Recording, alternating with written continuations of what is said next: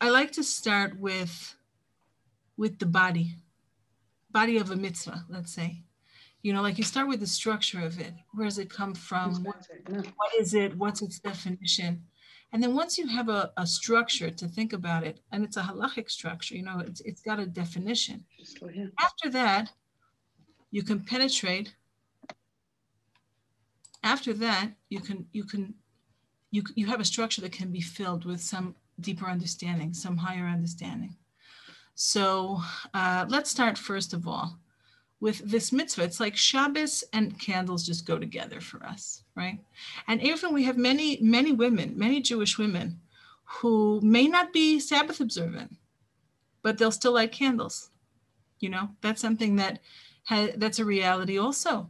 And when we and so it's important to bear in mind that there's this mitzvah itself of lighting the Shabbos lights is something that is deeply tied together with our sense of our Jewish selves. Now, in terms of actually lighting the Shabbos candles, the mitzvah is that they should be lit. They have to be lit in the house. And if a person has no candles, you can light, if you have an incandescent bulb or something like this. So fluorescent lights are a bit of a question mark. But we'll say that the incandescent bulb, you know, which has the filament in it that gets white hot, which is, it's a fire. It's a form of a fire. So in a pinch, you know, that could satisfy if it had to, if there were no candles and no oil and no means to be able to light. But we have such a deep association with those, you know, the image of mama, the image of the baba, the image of the mother, the grandmother, the Jewish woman, ushering in the Shabbos, right? Closing her eyes and ushering in the Shabbos with this motion. And that's because women do have the prerogative, right, of doing this mitzvah. It has to be done because you have to have light in the house. And we'll talk about why, but it's your prerogative to do it. It's funny, you know, like I always joke around, I say, you know, my husband, you know, if he'll come to me and say, Yehudis, like my whole life, I'm waiting to just have the opportunity of, I want to bring in the Shabbos light for the family this week. Would you let me do it? So I would say, I love my husband very, very much. I would do anything for him, but it's considered to be actually beneficial for me to say, I'm sorry, Micha, no. You cannot light my Shabbos candles. I'm going to light them myself. I know that you're yearning to do this mitzvah just once for the family, but you may not. It's mine. It's mine because for me, it's a tikkun. For me, it's a rectification of my own personal soul, and it's a repair for all of the world. The sages said, Hi chipta nero shel olam. The first woman, she put out the light of the world. She did an action that put out the light of the world, that diminished the light of the revelation of God's presence in the world. And from then on, it's in our hands to increase the light in the world. Women have to increase light in the world, more light, more light. So the Talmud says, and it's interesting, you know, the mitzvah of lighting candles is it's not a Torah commandment, it's a rabbinic commandment. But it's the rabbis telling us that if you want to fulfill properly the Torah commandment to remember the Shabbos, make it holy, to properly honor the Shabbos and make it holy, because that is a Torah commandment. So the rabbi said, how are you going to do it? What do you have to do? If you're going to really remember the Shabbos and make it holy, Zachor es Yom HaShabbos HaKadosho, and sanctify it, honor the Shabbos and make it holy, how will you do it? By increasing light. You have to make more light, make more light. So the rabbis told us that this is something that it has a practical benefit, it's true, but actually it's something essential about the Shabbos that requires these lights. Now, the sages in the Talmud tell us that there's three basic reasons why we light the Shabbos candles. I'm going to start, like I said, start with, you know, like a little bit prosaic, you know, it's a little bit prosaic. It seems like it's prosaic, but it's not really prosaic. Prosaic means like mundane. It's not mundane. It's important. The first one is Kavod Shabbos, to honor the Shabbos. And so because part of the mitzvah of the day is to eat meals, and you don't eat a hush of a meal. You don't eat a festive meal in the dark. And so in order to honor the totality of the Shabbos, which means the meals of Shabbos, you have to have the space illuminated where you eat the meals. So that's the first thing. And the second one is interesting. It takes it a little bit further. There's a separate mitzvah of oneg Shabbos, of enjoying, of delighting, of you taking delight in the Shabbos and you making the Shabbos delightful. And the sages said something very profound. We enjoy our food much more when we can see it. And I can tell you this, like, it's too interesting, not interesting and difficult, like sort of, we'll start with the first one. When my sister and I came back from the funeral last year, it was Gimel Cheshvan, the 3rd of Cheshvan. It was already, we were of Kislev, and we were in the winter. And he was buried, my father was buried Motzei Shabbos. And we got home at like 1 a.m. He passed away just as Shabbos was ending. And he was buried that night on Har HaZeisim, like immediately. It was so his nature. Boom, boom, boom. Do the right thing right away. Don't wait. Like it was so quick. And we came back to the house. And lo aleinu, nobody should know from this, right? But you have to eat a meal. In fact, I'm sorry for the beeping.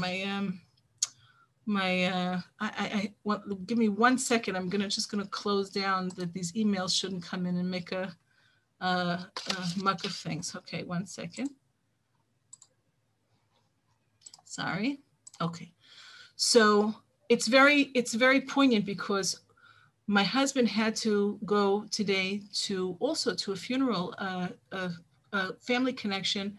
One of my brothers-in-law and his brothers brought their mother to Eretz Yisrael for burial today. And so what did I send? I sent the Sudas Avelim. I had to send bread and boiled eggs because they literally took her to the cemetery, buried her, and then immediately went back to the States. They shouldn't have to do 2 weeks of quarantine in Israel. This is the world we're living in now. They literally got on a plane, brought her, buried her, and then immediately turned back to Ben Gurion. Weren't allowed to go anywhere, not step out of the vehicle, and go straight back to America. So we sent the Suda. What is it? Bread and boiled eggs. And that's a traditional Suda.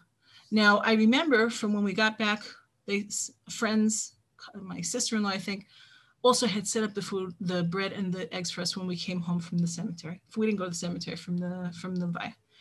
And what do? We sit on the floor.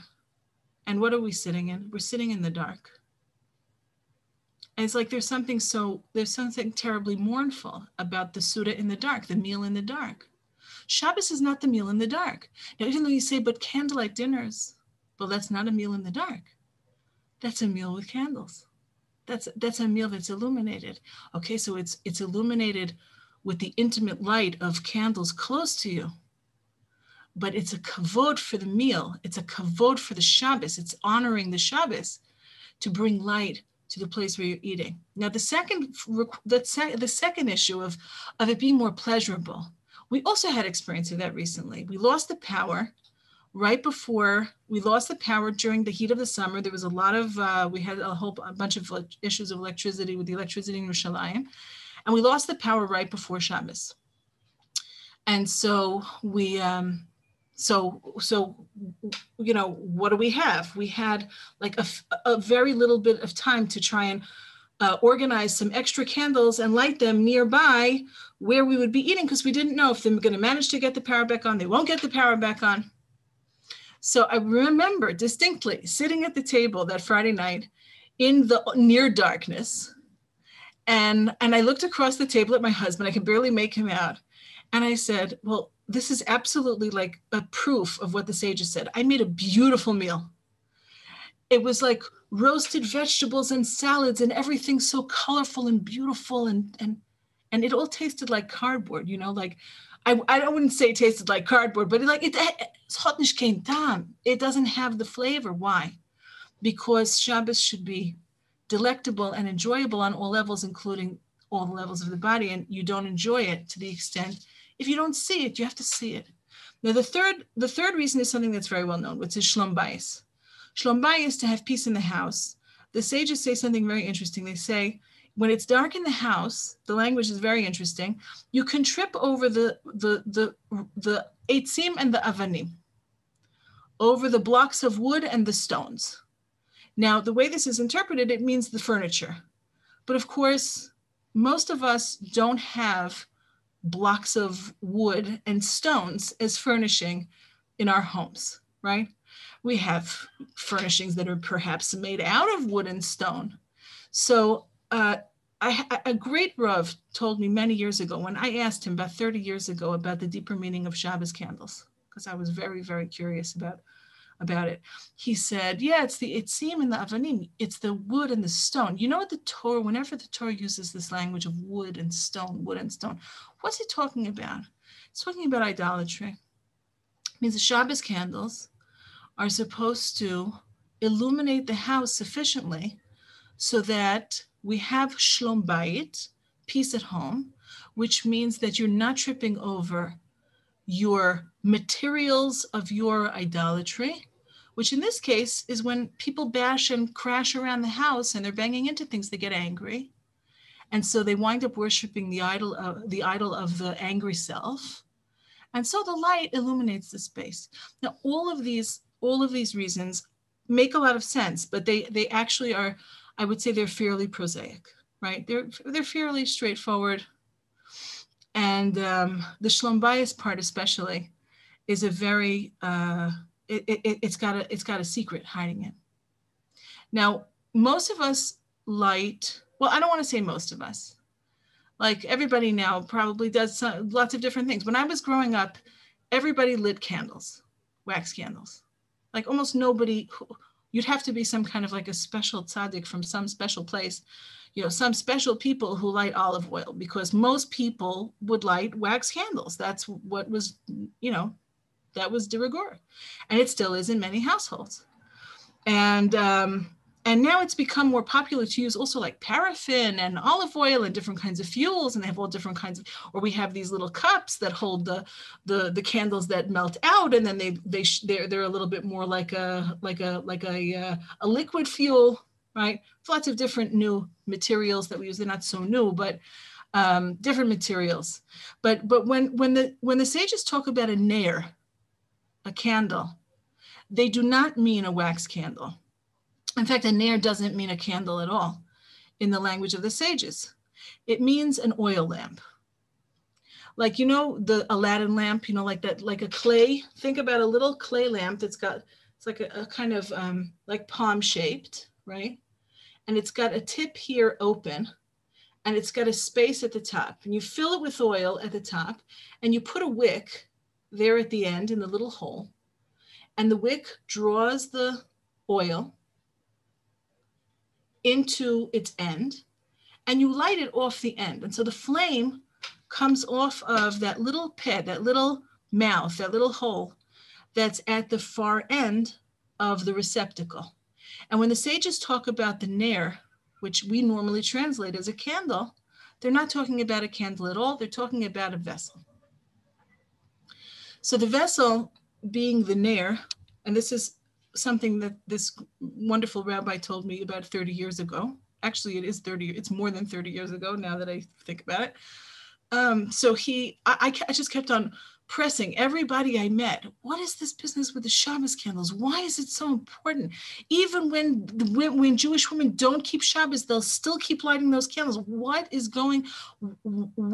it? It must be something much more than honoring the meal, enjoying the meal, and making sure that you don't bark your shins on the couch, on the edge of the table. It's got to be more than that. We're a 3,500-year-old indigenous tradition with a mystical core. What is this about? So he said, "Oh, it's a good question." I was like a kid then. I was a big 17 or whatever years old. So he said, "That's a good question." So he taught me something from the great mystic, the Arizal, the Holy Ari, who lived 500 years ago in Tzfat. And later, it took many years until I actually found the teaching inside of the books. but it was something that he told me when I was very young, and it made a big impact on me. He said as follows: the nair is not the candle, like I just told you. The nair is the vessel. The vessel has three parts.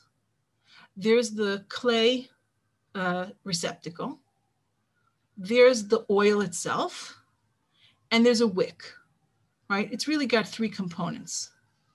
And once you have those three components in place, because you can't have you don't have a nair, you don't have the fire, you don't have the flame, if you haven't got the receptacle, the fuel, and the means of conveying the fuel to the place of the flame. That's what your wick does for you, right?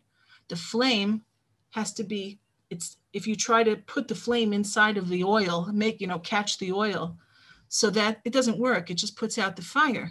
You need to have the kind of measured transfer of the oil, of the fuel, into the flame, and it keeps the flame going. So everybody's got the picture of this, yeah? The nair. It's not the candle, it's a nair. And so, and by the way, we've been using that same nair. I saw a picture. I decided to go and see, what does archaeology come up with? They've got in the museum a 3rd century, that's going back 1800 years, a 3rd century Shabbos lamp. How do you know it's a Shabbos lamp and not just a lamp? Because somebody wrote on it Shabbos, scratched into 1800 years ago. One of our people here in Eretz Yisrael from the time of the Talmudic period, etched in to the clay, Shabbos. So this is something that goes, Google it, you'll find it. 3rd century lamp, Shabbat lamp, you'll find it, okay? It's a shard, but it's the same vessel. Now, so what is this nair, and what does it do for us? So my teacher said as follows. He said, and this is the teaching from the Arizal, Ner Hashem nishmas adam. A human being, right, each of us, is compared to the nair, not the candle, the nair. When we hear the candle, the soul of a man, it's a verse. The soul of a man is like the candle of God. It's the candle of God. We're always thinking of that wax candle with a little flame on top, but it doesn't say that. It says the nair. So the way we are is also, we have these different components to us. We have the clay, this receptacle that's called the clay. What's that? It's the body. We're all made out of clay, right? Adam, that first man, he's called Adam because he comes from the Adamah. He's a little buba. He's a little, he's a big buba made out of a big mannequin made out of clay, of earth. He's earthy, and all of our earthy self is like the receptacle. It's just a vessel, but it's not a nair. Just having a vessel is not enough. You have to have fuel, right? So we have the fuel, and that means that we have also all of this material that allows us to be illuminated, that's available to us. You learn Torah, you say prayers, you have holy words, holy thoughts, all of the area of also fixing your own character traits. That's all part of the area of the fuel. You have the fuel. And then the wick is just a means to be able to, so that you can ignite.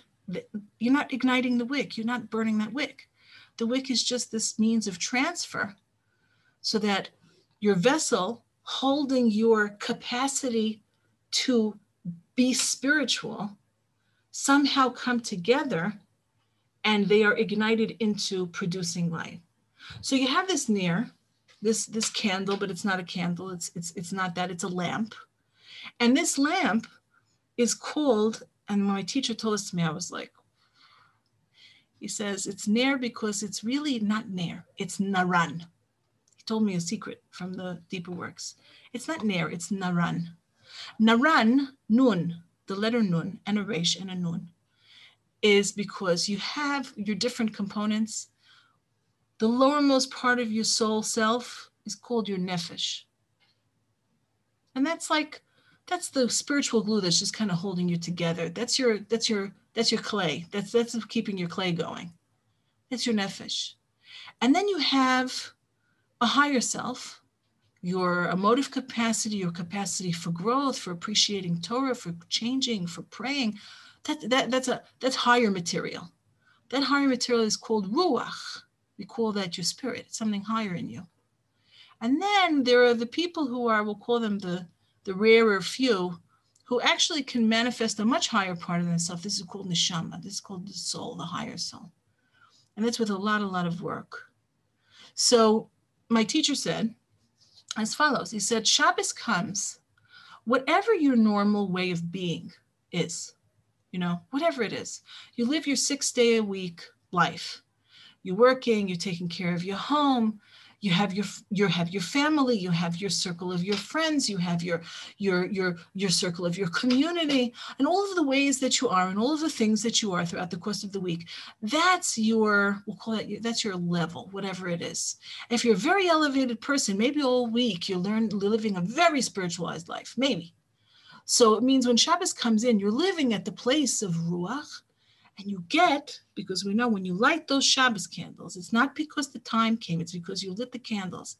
Some higher part of yourself becomes accessible to you through lighting these candles. Something comes to you. And we always call this the Neshama Yisera, this higher extra portion of soul. It's you.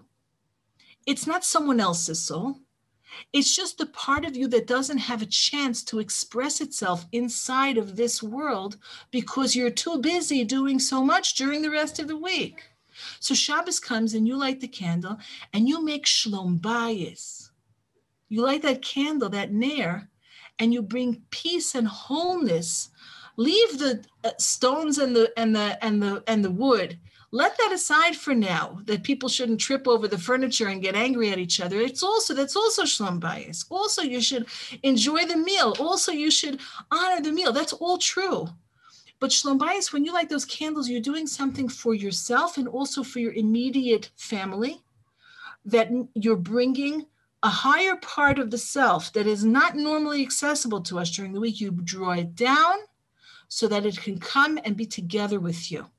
Because in terms of the soul is a chelek elokam imal. It's a piece of God, mamish.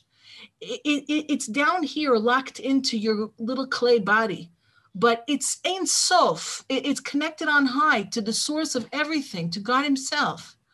On Shabbos, some aspect of yourself that you don't normally have access to, it has room to come and enter, and that's called shlom bayis, because your bayis, your house, is your totality of your body and your soul, your capacity for living a spiritual life, for thinking higher thoughts, for being the greater person that you can be. All of that awaits for Shabbos to come so it can inhabit.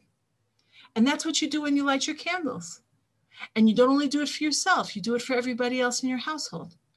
And when you do it for yourself and for everyone else in your household, you're also supposed to have in mind that you're doing it in the world. More light, bring more light.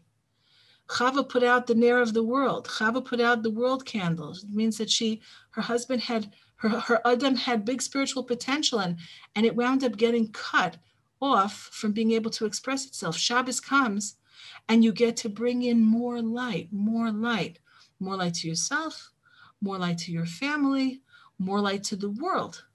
And the world needs it so badly. I mean, the world needs it so badly, the light of Shabbos. We talk about the light of Shabbos. It's like, it sounds like mythic, Like we talk about the light of Shabbos, there's all these stories about the light of Shabbos. I'm going to tell you a story about the light of Shabbos. And then we'll see what you make of it after I tell you another story about the light of Shabbos, okay? Ready?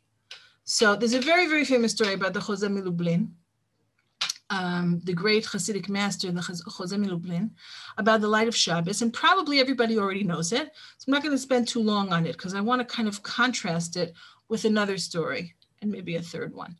So the first one about the Chozeh is like this. The Chozeh Milublin did not have, they were poor. He and his wife were poor. And his wife, one day, she has the house all beautifully clean for Shabbos, ready for Shabbos. She's cooked up whatever food she can for Shabbos. But wax candles, especially ones that are not tallow candles, the Jewish people were always very careful to try and get, even though they were more expensive, not candles made out of animal fat, but to get, for Shabbos Kodesh, to get wax candles.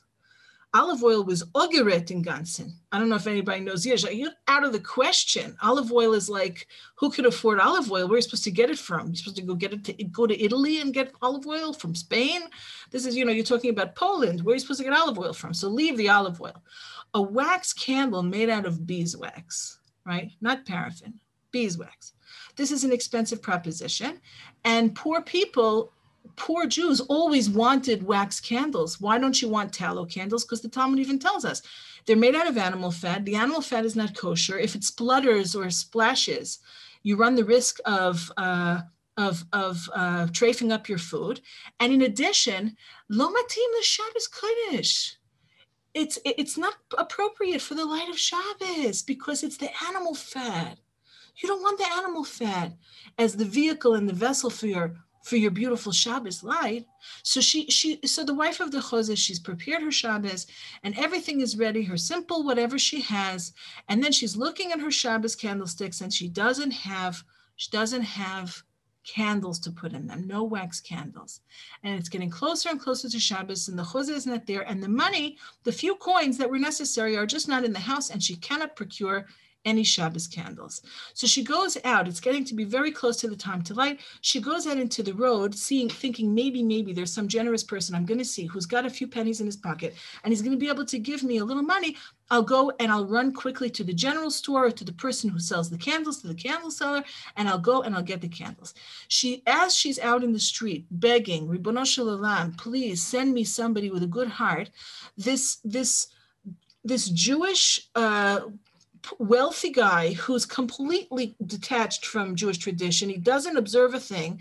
It's Erev Shabbos, almost Shabbos. He's being driven in a four-horse wagon, big fancy wagon, a big carriage, and he's going off to where? He's on his way with the horses thundering by the shtetl, the little village. He's thundering by because he's on his way to where?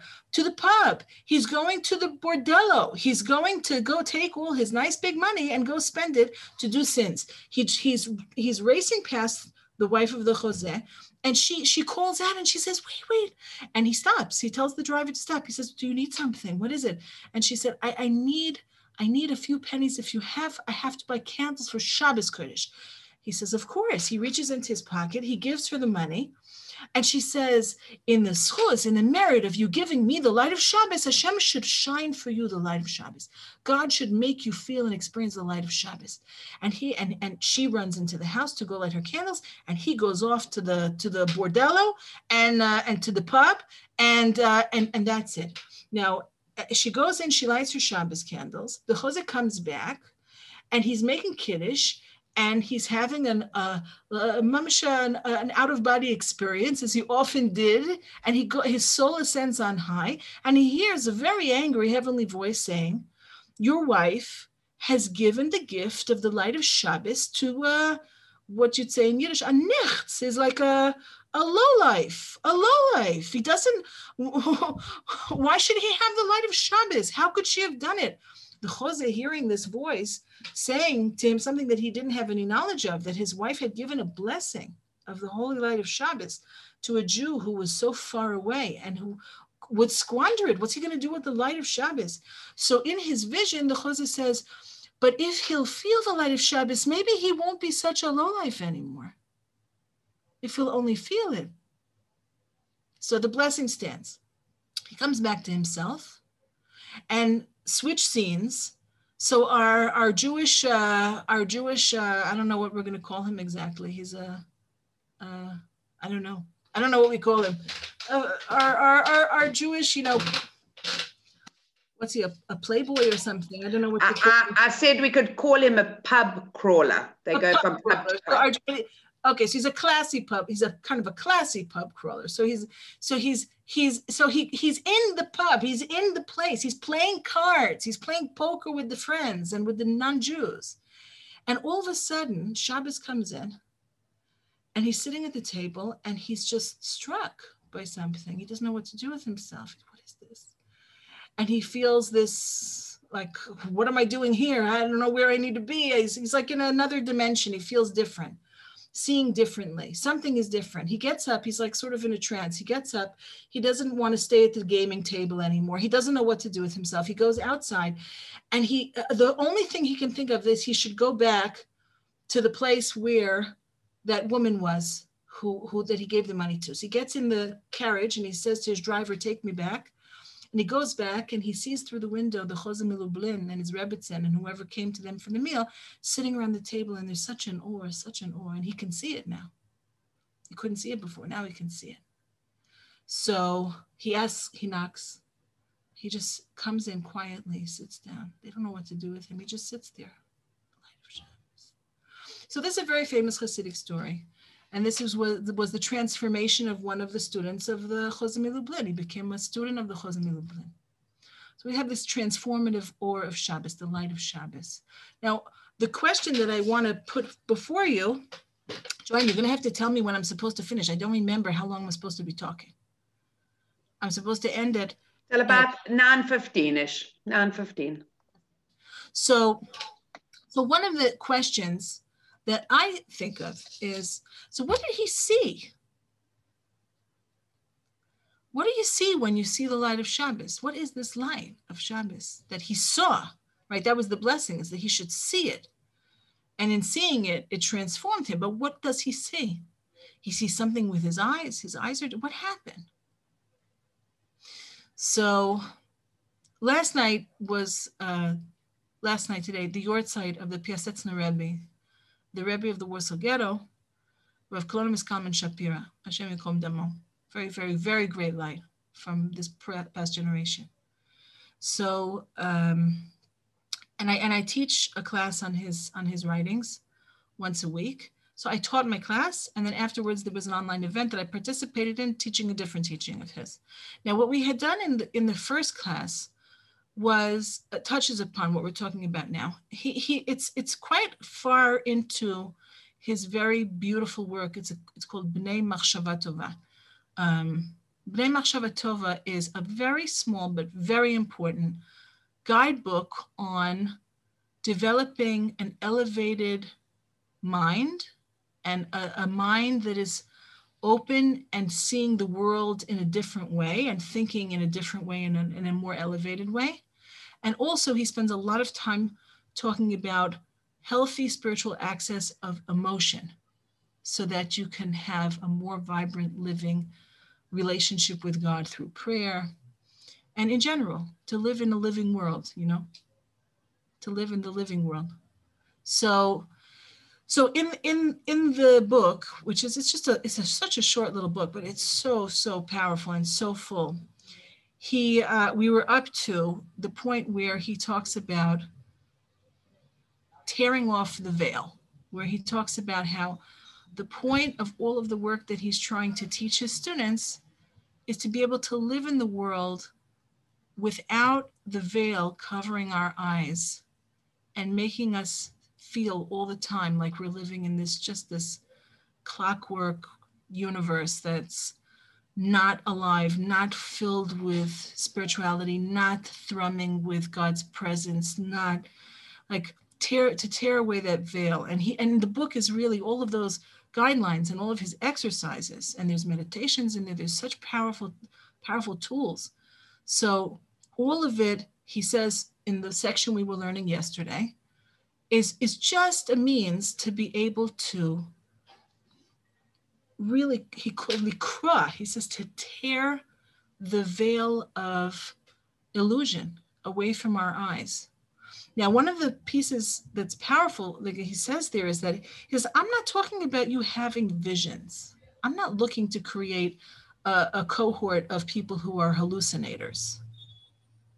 That's not, he's very straightforward about it. He says, that's not what it's about. It's about having eyes that see the world in an illuminated, altered way. That the eyes are seeing Elokut. The eyes are seeing, even if I don't see something physical with these eyes. I'm not going to see something physical because godliness is not physical. So what am I seeing? It means through the portals of my perception, I'm experiencing the world in a very, very different way, in an elevated way, in a godly way. I'm feeling my Creator with every word that I hear and everything that I see. And so I felt that this shines a strong light on the stories. When we hear these stories about the light of Shabbos, the light of Shabbos, what light is it? What's the light? The light is to see differently. The light is to see the world differently. When I was a little girl, we were, we grew up very, I would say, quite traditional. My father was a refugee from a Haredi family.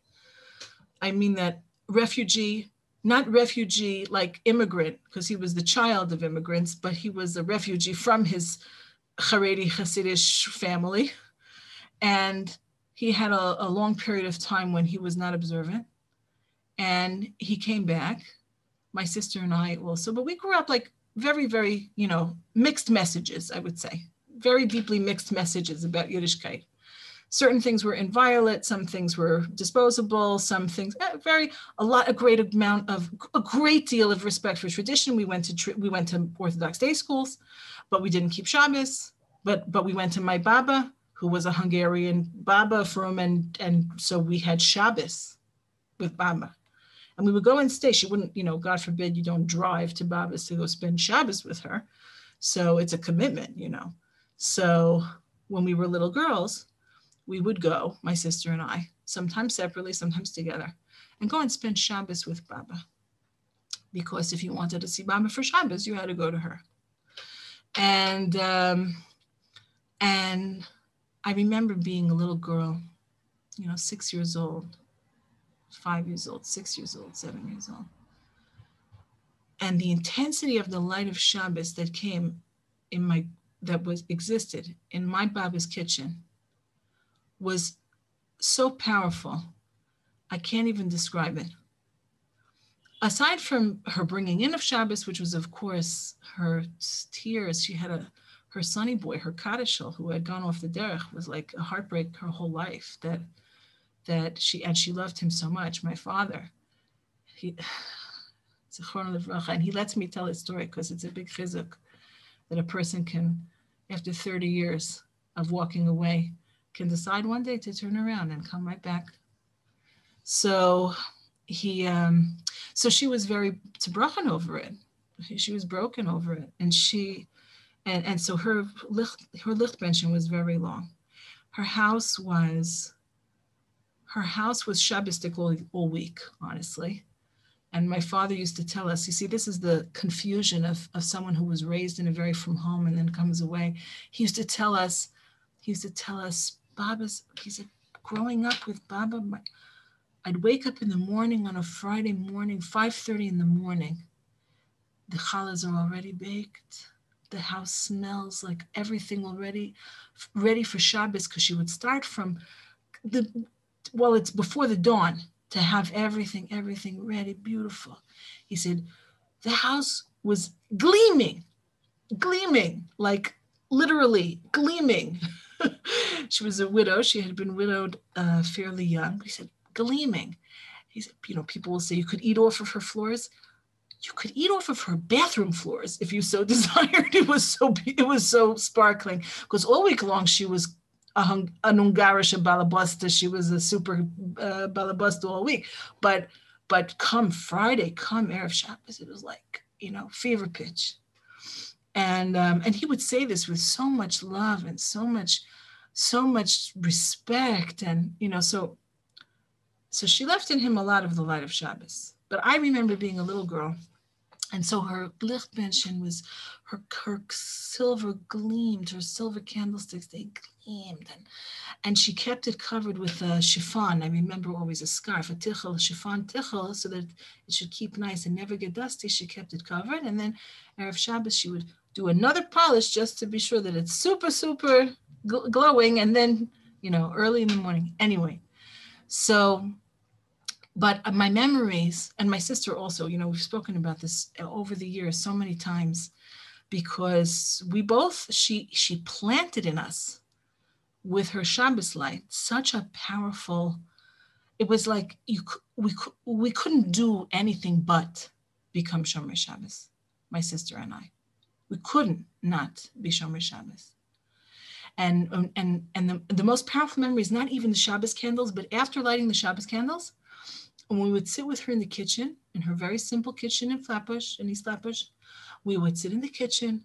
She would make us her delicious Shabbos food, which was for us like Gan Eden, even though it was exceedingly simple and straightforward, Gan Eden. And she had, remember those little, the little lights, the little plug-in lights, the night lights. She had one with a pink, like a kind of a pink hood over it. And it shed at the kitchen table this glow, this pinkish glow, this very soft glow. And we would sit, we would sit at the table with her. I remember myself also just alone, sitting at the table with her and drinking in that or, just drinking it in. Like I didn't know at the time, but it was literally like, it was entering through my pores. It was fixing me from the inside out, you know? The Or of Shabbos, the light of Shabbos, it's not a physical light, even though it is a physical light. When you light your candles, you're doing a physical act, you're creating a physical flame, and those physical flames have spiritual analogs, like making the shalom of your body and your higher self and your aspirational self and everything coming together. That's a shalom. And doing that also for the people in your life and bringing more light into the world. All of that, it's true, it's accomplished through this physical act of lighting those Shabbos candles. But the light itself that's shed is something that it's immeasurable. Like we cannot know what such a simple thing, that it appears to be such a simple thing, what effect it has on children, on grandchildren. We don't know, you know. Did my Baba know that when I was sitting with her in her kitchen in East Flatbush, that she was a very smart woman. Yes, she probably knew, you know, she probably realized what she was doing. I remember once, I'm just gonna aside, not about the Shabbos candle, but just about the power of a Baba, the power of a grandmother. My sister and I went to stay with her one Shabbos. We were little kids. And Saturday morning, so at home, we would watch cartoons. Like that's what we did. My parents would sleep. We would watch cartoons. We would turn on the television. And we didn't know that it's such a terrible, terrible thing. I mean, we knew you're not allowed on Shabbos, but okay. So still, we go into her living room on Shabbos in the morning. Two little girls, we're used to doing this at 6 a.m. And we turn on the television. Low, so it shouldn't bother her. We want to watch cartoons. She got up to get ready to go to shul. And she sees the television on. She's still wearing her chaluk. She's not dressed yet. I remember like yesterday, she sits down on the couch, she put her hands over her face, and she burst out crying. She just burst out crying. She didn't say a word to us. She just such, my sister and I didn't know what to do. We were 6 and 8. We were 6 years old and 8 years old. My sister is 2 years older than me. We didn't know what to do with ourselves. That it could provoke such despair, we didn't know. And my sister and I, after not speaking about it for many, many years, we never talked about that. She and I would, years later, sat together and said, remember that time that Baba burst into tears? And she said, I keep Shabbos because of this. Like my Shabbos is rooted in this, right? And it was true for both of us. It's not like an independent thing. So never underestimate the power of the tears by the candles, of the hope and the yearning at the candles. The moment is such a powerful, powerful moment. You know, someone asked, I married off kids. I wonder, should I also now light for their spouses? It's a good question. Should I now light for my spouse, my children's spouses? So the answer I think that Rav Shlomo Zalman gave was that he said no, because you've been lighting for your child's spouse all along. when you light and add an extra candle for each child, you're lighting for the totality of them, and the totality of them includes also their spouse and also their children and everything that's coming from them. You've been lighting for them all along. Okay, so the light of Shabbos. Another light of Shabbos thing to think about. So about this light that's not light. We're Breslover Hasidim. We didn't start off that way. My husband comes from like a very straight, non-Hasidic background, but he became a Breslover Hasid many years ago. And this is a story that I love very dearly about Rabbi Nachman of Breslov when he was a very young child. He grew up in the house that had belonged to the Baal Shem Tov, the founder of the Hasidic movement, in Mezhebush, which is a little backwater in Khmelnytsky province in Ukraine. It's terrible, right? They have a whole province called Khmelnytsky province. Khmelnytsky, the destroyer of the Jewish people. Anyway, so he grew up in the Baal Shem Tov's house because his grandmother was the Baal Shem Tov's daughter.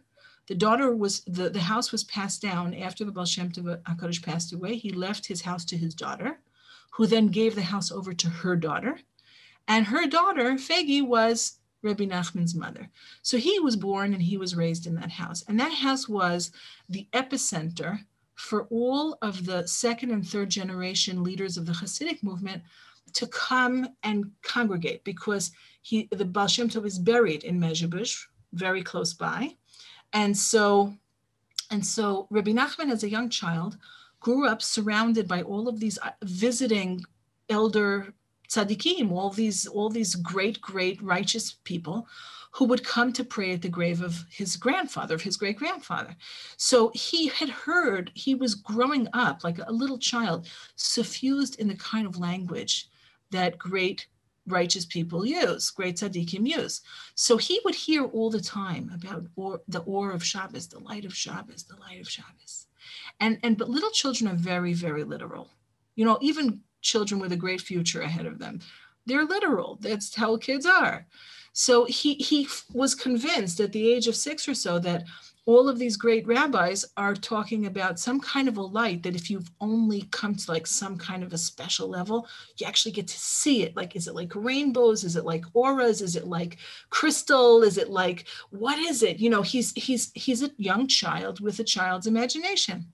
Anyway, they have reconstructed the old shul of the Baal Shem Tov in Mezhebush, and they rebuilt it exactly like it was 300 years ago, because we actually have the photographs from Ansky's very famous ethnographic fact-finding mission through Ukraine from before the communist revolution, and he actually took photographs of what the shul looked like before it fell into disrepair, fell to pieces. Eventually, it was rebuilt. So they have these stenders. They have these what do you call a stender? I don't know. A lectern, right? So they have these lecterns in the shul, which are exactly the way they were 300 years ago. These wooden lecterns, so it's benches with backs, and then they have these independent lecterns that are sitting in front, and then they have a flat area to hold your book, and then they have in them a kind of like closet, a little closet, 2-door closet you open up, where you keep the books inside that you might need, a siddur, a tehillim, a chumash, whatever it is. And so Rabbi Nachman, being a little kid, he's like this, little child. So it starts to be, they're bringing in Shabbos. He goes to the shul. There's no electric light. So they still have now, they reconstructed the old lamps. So they have above these holders for candles, or then it was candles. They have the holders for the candles, and it was the job of the sexton of the shul to come in and light before Shabbos, to light between Kabbalah Shabbos and between Mincha and the afternoon prayers and bringing in the Shabbos, to light each of the to get up on a ladder, light each of the candles, so that as the evening comes in, there'll be light in the shul. So Rabbi Nachman, being a little kid, he goes to the shul, and he's so sincere. He says, I want to feel the light of Shabbos, please, Hashem, please show me the light of Shabbos. He's just like begging and begging and begging and begging, a little kid. And you know how little kids get, like they get a little overwrought, and he's crying, And he's like, exhausting himself and like basically having a little 6-year-old tzaddik hysterical moment. And so he's doing this all through mincha. And then when children get overwrought, what happens to them? They like pass out, they fall asleep. So he falls asleep with his head inside of the lectern, like in the storage space inside. His like whole upper body. He's a little kid, so he's like kind of stuck in there and he falls asleep. And in the meantime, the shamash has come around and lit all the lamps. So eventually he wakes up because they're starting to pray the evening prayers. He gets up, and you know how like when you got these like puffy, cried out eyes, and you've been enclosed in the dark, right? So when you open your eyes, like everything is very blurry. So he wakes up, his eyes are all puffed up in a mess. He's all, after his hysteria and his crying and then he's falling asleep. He gets up, he pulls his head out from the stender. So anyway, he's a little not used to the light. And above, he can only make out very, very blurry, these little pinpoints, of light, because the candles have been lit, but he was sleeping and he didn't realize that the shamash had come in and simply lit the candles. So he started to like, the light of Shabbos, the light of Shabbos. Like he feels like he's been given, this is the way children are, right? That he was given the gift of this light of Shabbos, because in physical terms, what's he seeing? He's seeing the blurry, filtered light from those candles. But he's feeling, and he shared this story with his own students as a way of, I think he didn't explain it, he didn't go out of his way to explain the story. But the impression that you get, or at least that I always got, is that sometimes what you see with the eyes of your faith and your belief, it's more powerful and it's better than even if you could see it with your own eyes. Like maybe that pub crawler of the time of the Jose, right? Maybe he saw something, some vision or something. But our light of Shabbos that we can bring in, we may not see anything, but actually we're seeing a lot more. So the Shabbos candles, you light them, take your time over them. After you light them, gaze at them. They help to fix the eyes. The deeper works explain that all week long we see terrible things. We see terrible things all week long. We see things that are not good for us spiritually. We see things that are not healthy for us emotionally. We have become so desensitized that which passes for the normal transfer of information, it's like you'd be kind of a bumpkin if you didn't know about this and didn't see this, and they sent you this clip, and then you saw the news, and then you saw and you saw and you saw. And all of this seeing and seeing and seeing, it degrades our eyes. It hurts them.